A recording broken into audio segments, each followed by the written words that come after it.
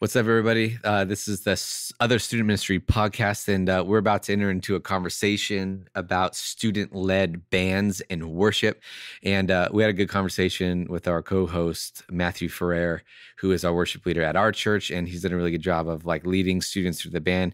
And the conversation was so good that we want to split it up in two segments because we kind of went a little bit long, I'll be honest. But it was a lot of good conversation, and and here's something that we always want to preface is, we in our context, this is what works and what's going on. And I really do believe that even if you don't have the things that we're talking about, the principles are transferable, and the ideas and the processes of walking through leadership with those things. So just kind of, keep that in mind. Maybe it's like, oh, I don't have those things. That's okay. And we're not saying that you should. We're hoping that just the principles transfer. So this is part one of a two-part conversation with Matthew Ferrer about leading student-led bands. So here we go. What's up, everybody? This is the Other Student Ministry Podcast. Justin Knowles is here with my good friend and co-host, Matthew Ferrer. Hey, everybody. The one-footed worship leader. He has a boot. Side note, my wife was listening to the first episode, and she was like, Justin's going to make people feel like he only has one foot. Yeah. Not that my foot's broken or it's in a boot or a cast or anything like that, but that I legit just have one foot. In my mind's eye, you do. Because a peg leg? That's just a peg leg pirate worship leader. Yeah, dude. Man, guys, we're so excited that we're here and another episode. Just a cool little side note. This is only episode 3. And, by the time the first one or the first 2 came out, we're already at 500 downloads. Oh, heck yeah. How cool is that? Dude, that's awesome. So thanks for subscribing. So if you haven't yet, though, you should hit that button. I know we're on iTunes and Google Play, and we post them up on YouTube too. So just, we thanks for sharing. Thanks for listening. Thanks for being a part of it. Hit that subscribe button and spread the word.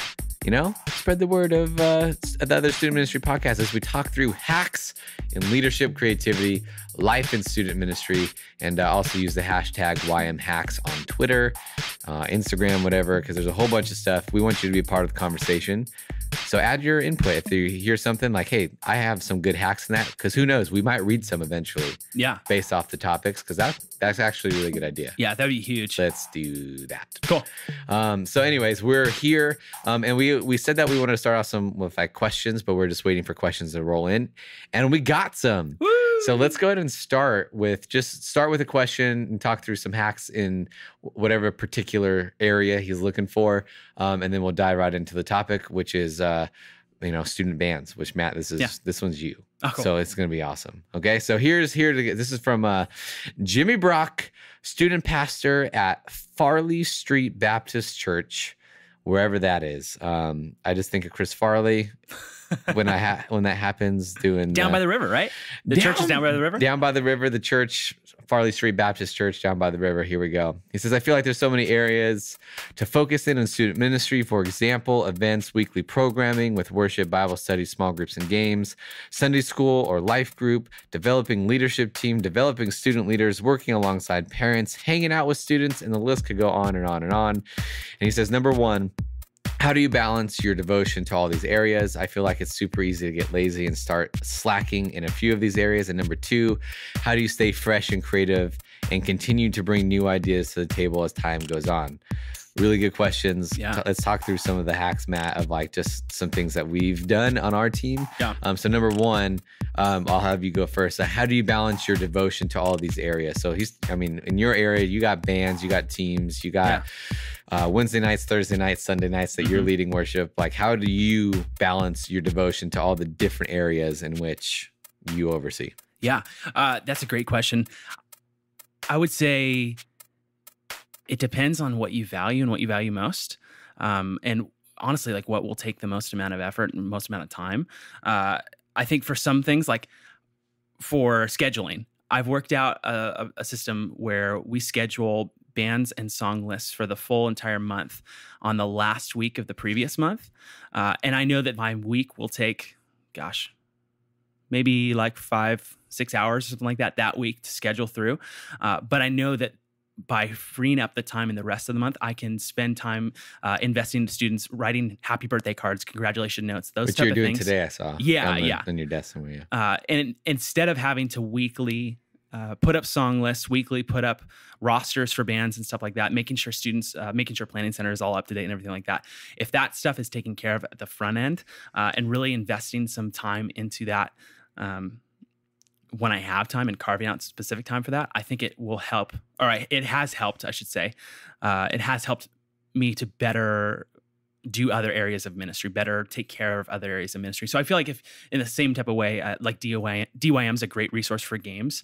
Unless you've got like a killer game idea, I feel like it's, if you're not a games guy, which I'm not. Yeah. Like, so DYM is a friend of what we do, and we just take it and make our own spin on it and how we hand out prizes and stuff for sure. Yeah. Yeah. And that's, that takes 5 minutes as opposed to like, a full day's work.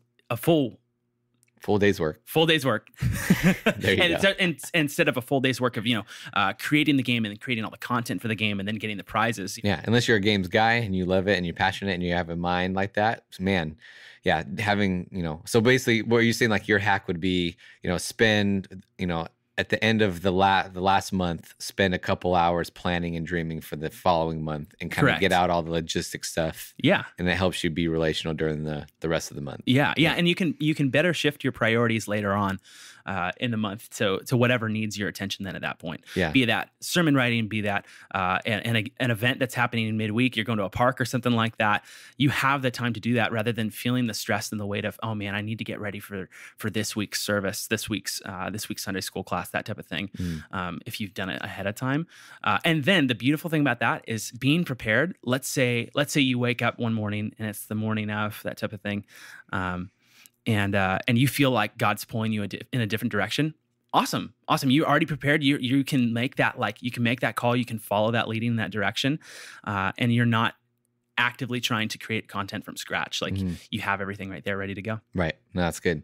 I think for me, how do you balance the devotion in all these areas? I mean, we're talking, he has a pretty good list there, and it's all true. When people say like, oh, what do you do? Like when students say, what do you do all week? Like, and I say, I pray for you. Yeah. All day because you need it, right? And they're like, but like we actually, there's advanced weekly programming, worship, Bible study, games, life group, developing leadership, developing students, all those things of how do you balance? Like for me, a couple of hacks that have helped me personally is I'd changed up my schedule. That's been really good for me. So a lot of my schedule most of the time is 7:30 to 3:30. 7:30, I usually start working before 2.5 hours before anyone else gets in the office. And that's like where a lot of my writing stuff gets done. So sermons, Bible studies, stuff like that. And it's been super helpful to get that because I know once everyone gets in the office, there's no way any of that kind of work is going to be getting done. And so it's been super helpful for me to balance those areas because then I could, spend the rest of the time in the office, having leaders come in and, students are coming in and I'm able to work on things that are a little bit more social and relationship building rather than like the stuff I need to put my head down. Yeah. And like, okay, I need to write this or I need to focus on this in particular. So that's one area. And then second is like another hack is I love the app Wunderlist. You know this, Matt, with our team. When we sit down and you could do this with your paid staff if you have them, or the same principles transfer over to volunteers. If you have volunteers that help you do your weekly programming or small groups or anything like that, is that I love the app Wunderlist because it has it on your phone. It could go on your computer. It has a website. It has all links. And then you could assign tasks to people.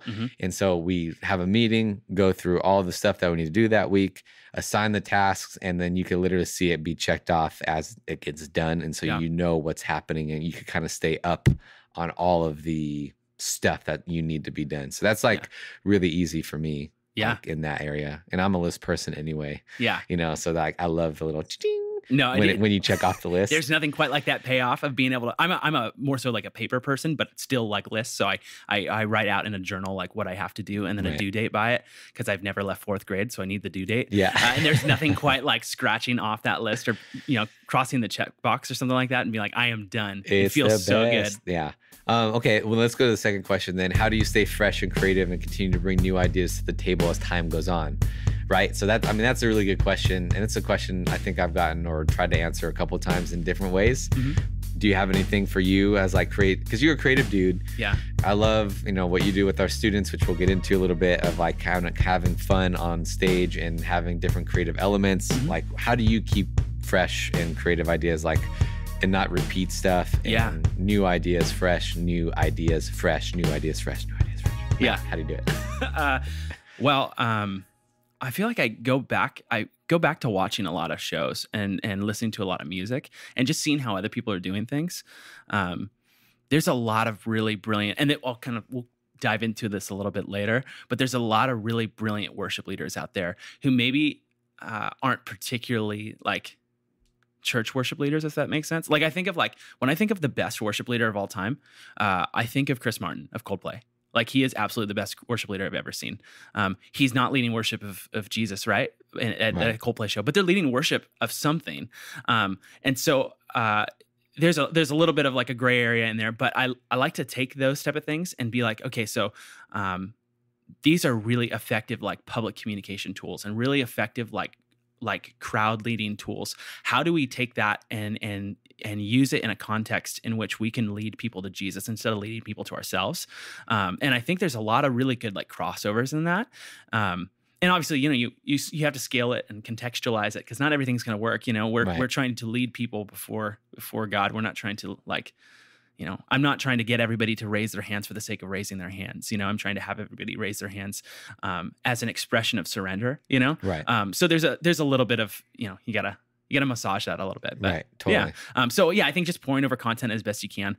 And then to be perfectly honest, like developing relationships with other people who do it a lot better than you and asking them what they're listening to as well. That's why I love the whole idea of this podcast is because we're going through things and diving through things in the hopes of ourselves getting better as well. Because we can't come up with everything. We know nothing. Yeah. We're just two dudes with microphones that just started a podcast one day. Yeah. So knowing that other people do things better, just seeing what works, what's most effective with their group, their context, their culture, and seeing, hey, will that work? Right. Plug for summer camp. That's why summer camp is great. Summer camp is great. We get a whole bunch of stuff and use it all. Use summer camp as like a big old launching point for the rest of the year. Yeah. Which we should have a podcast about like how to create a good summer camp culture. Yeah. Because that would be great. Because we've done a really good like thing on that with at least in our ministry. It's been awesome. So for me, like how to stay fresh, creative, and continue to bring new ideas to the table as time goes on. I think the biggest one for us is regardless if you have a staff or if you work with a team, I'm assuming, regardless of what ministry you're in, because you have volunteers or paid staff, whatever it is, it's the same principles that go. Just our team has operated on best idea wins. And I love what we've been doing with like series and events of like when we have a quarterly planning meeting or once, when we talk about, okay, here's this next season of a calendar or series or whatever we're doing. And, I'll send out a big old email to everyone who's involved and say, here's what I want to get accomplished. Here's the types of things that we're looking for. It's a series, here's events, and say everyone needs to have something, whether 3 or 4 series, 3 or 4 events, and we literally get around a big old table. We usually do like a coffee crawl, right? And we go to a place and hang out, have some coffee, enjoy each other's company. But then when it gets down to business, literally everyone will pitch their idea, and we kind of all hear it. It's kind of like a business type meeting of everyone will pitch their idea, and then we get back and kind of go, okay, which ones moved us? Which ones were the best ones? And if the operating procedure is best idea wins, no one has a big ego. Everyone holds their ideas loosely, and we basically go like, "Oh man, I really like that. I think our students will love this series, or our students will love this event." And that way, it's just not dependent on me, on my ideas for sermons. But like everyone has a pitch in the table or to the table. And it allows us to have new and fresh and the best ideas for our ministry. Yeah. And I think our ministry has grown because of it. Yeah. Because we're not just based off one person, it's a team of people. Yeah. And so you could do that with your team of staff people. If you don't have staff, you could do it. You can get volunteers that you trust and bring them into that conversation. And it's a really big deal. So I feel like that's one of the hacks of like how to stay fresh and creative and continue over years. Yeah. Bring other people in on that conversation. Yeah. I feel like a really good, maybe like hack inception within a hack type thing. And maybe I think we should probably do it on a separate podcast episode. Yeah. But talking about how you develop that culture of best idea wins, and how to develop a culture that is best idea wins, and how to create a safe environment in which to do so. So the difference between like honesty and candor and that whole bit. But in the same way that if I say like, Justin, I don't like your idea, I'm not saying, Justin, I don't like you. Right. I'm saying like, I think what we're trying to do when we have a meeting of the minds to program, to plan out service, to plan events, those type of things. We are just purely trying to serve the ministry the best and ultimately bring people to Jesus. And so it's not like, I hate your idea, I hate you type Therefore, thing. I hate you. Yeah. And I think that would be a really good episode to like dive into. Oh, heck yeah. And a hack on that too, if you want to read it, Creativity Inc. by Ed Catmull. Like that's just, our whole team read it. Phenomenal book. You wouldn't really think that Pixar and Disney animation has like leadership stuff, but it does. So I highly recommend that you pick up that book via Amazon or something, your book of choice. So that's it. So, all right. That's a great question, Jimmy. Thanks for writing in. If you have questions, man, we want to hear it and we love to talk about it. And you could email us at theotherstudentministrypodcast@gmail.com and we'll just gather them and start answer a couple an episode.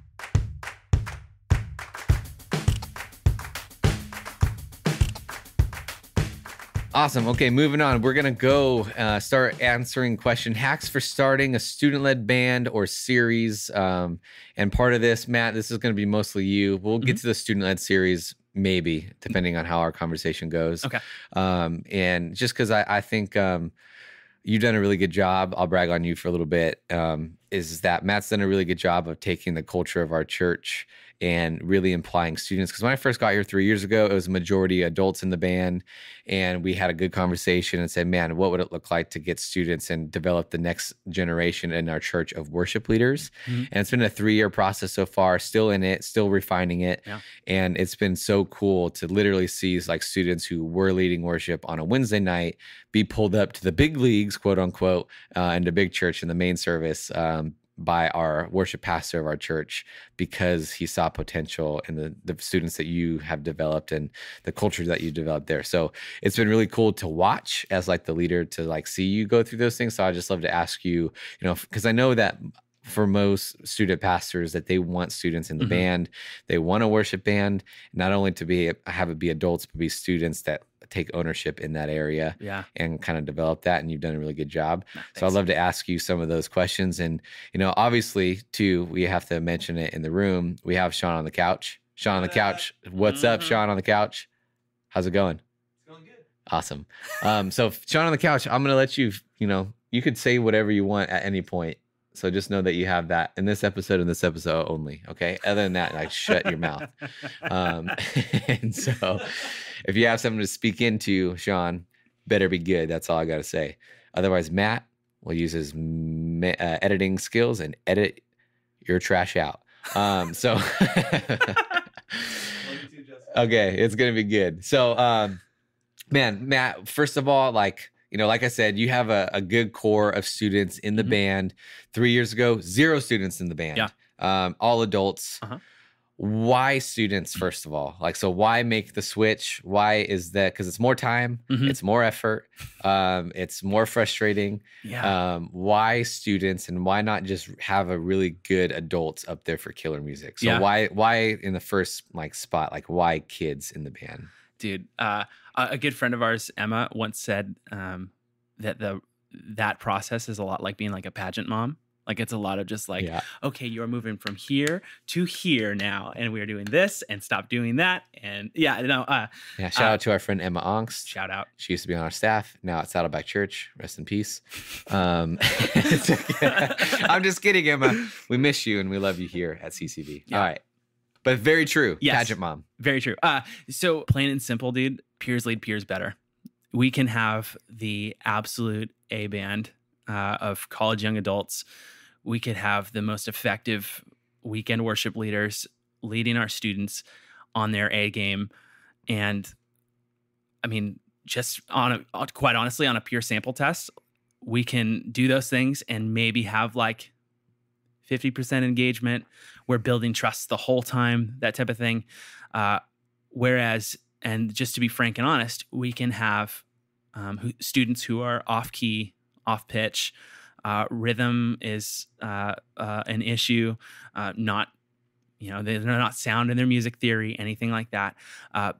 But they lead their peers better because there's an automatic amount of trust there. That gap that we normally have to fill, like a trust gap with sounding good, that type of thing. That's why you want to have a killer front of house mix, because you want to sound good, because that's one distraction less, right?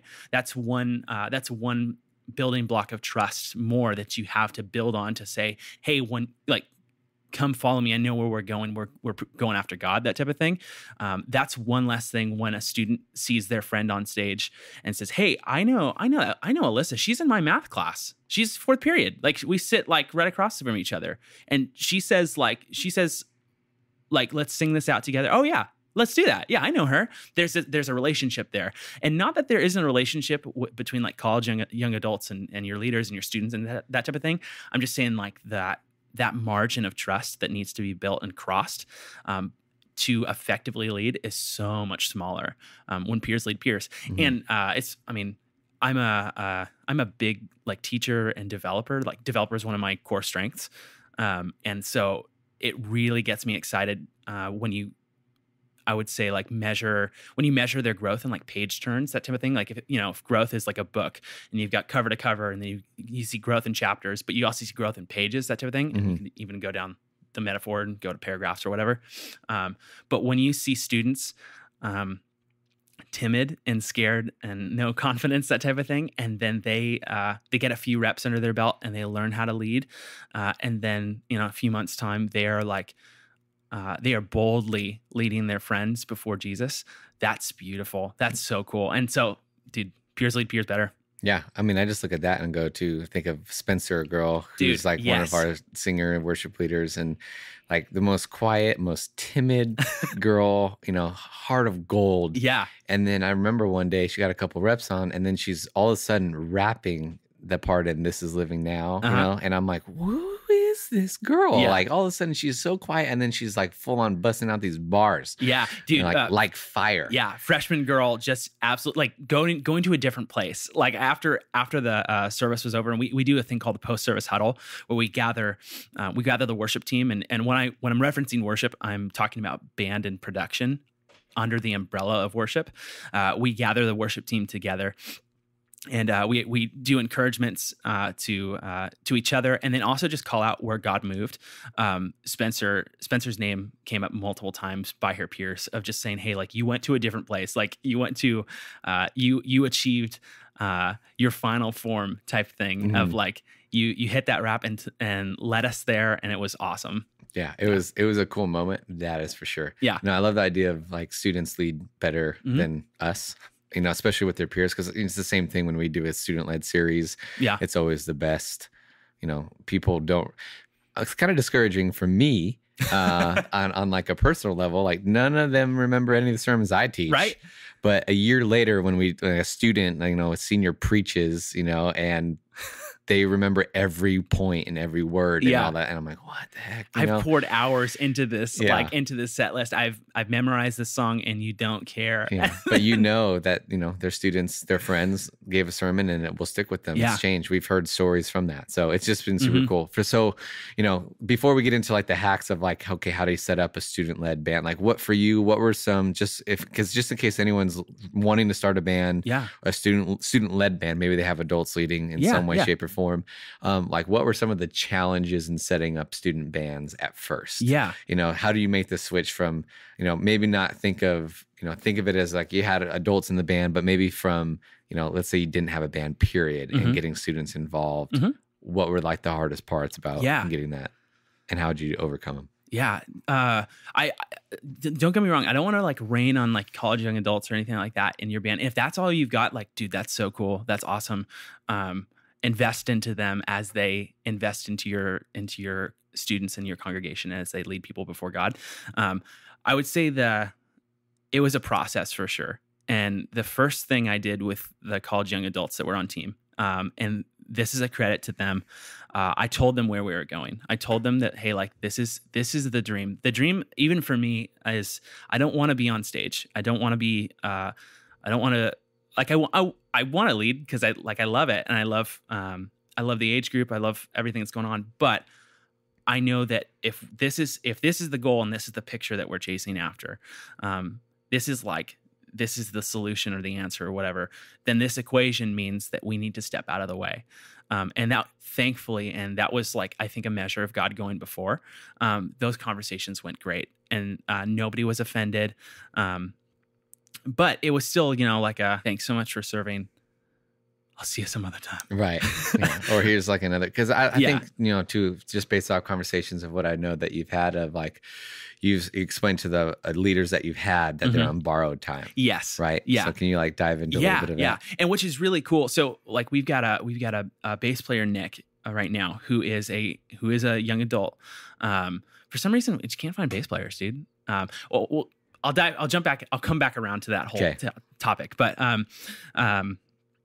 so Nick is fantastic. He is an MI grad, Musicians Institute. He went to school professionally to play bass. He now is in another career field, but he comes and serves every Wednesday, and he is fantastic because he is a great asset. He knows that he is on borrowed time, and so he is using his time to actively pour into and invest into the rhythm section. So be it he's the bass player, so the bass drum relationship is so crucial. Like, to be honest, if you have a killer rhythm section, you can get away with so much. You like get away with off-key singing and bad guitar playing and that type of thing. If your kick and your bass are like locked in, dude, you're gold. You're fine. So he spends a lot of time with our freshmen right now of talking about how important that relationship is, because he knows that at some point there's going to be a bass player who comes along and will go to, we'll flip flop their rotation or that type of thing. And so he'll be there to help invest. And I think that's a big thing, is he's viewing his role now as not just playing and not just like, fulfilling that desire of serving, but changing that serving into coaching, and really investing into that relationship, which is so cool. Yeah. Which is awesome too, because then if you have adults in your band now, having that conversation to say, hey, you're going from musician to leader, and saying your goal is to train up the next person to replace you. Yeah. You know what I mean? Like, so that then you don't get another musician, you get another leader. Yeah. Who's investing, which is gold. Students. Yeah. Absolutely gold. One thing, so I think this whole thing started on how did it start? For us, our culture had been, and this is just how it is. We just hadn't had consistent, the culture hadn't been consistently fostered or developed of students on stage. And so we went into like full, I wouldn't even say like rebuild mode. It was like planting seeds mode. It was, if you do anything at all, jump on board with us, and we'll figure this out. If you think you can sing, if you think you can play drums, like, we will train you type thing.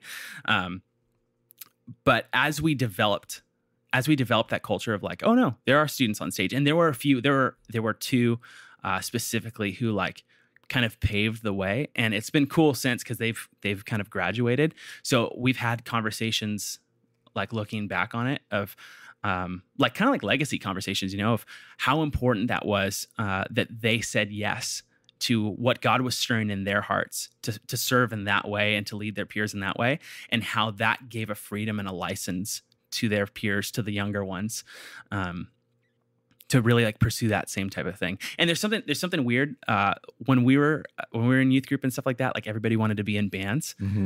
Nobody. That's not the case anymore. No, dude. It's the Glee effect. Like, people want to be in like show choir. So I've got like a fleet of singers, and they're good. They're really good. But even my like guitar players play guitar in show choir, So Gotcha. I'm like, that's why I referenced the bass thing. Cause like, I'm looking for like my like punk rock Blink-182 bass player. Yeah, and I was in a garage band growing up and stuff like that. Yeah. Hardcore music. What was the name? My first band was Apple Night Asteroid. You could find that on myspace.com.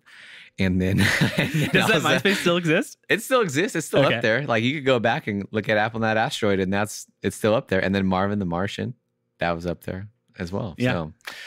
So, just hardcore drumming in the garage. Yeah.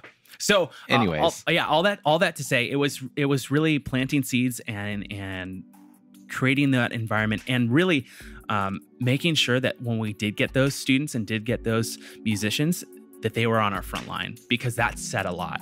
That said, you have the freedom and the license to come be a part of what we're doing, and to take it to a place that we could never go to without you, type thing.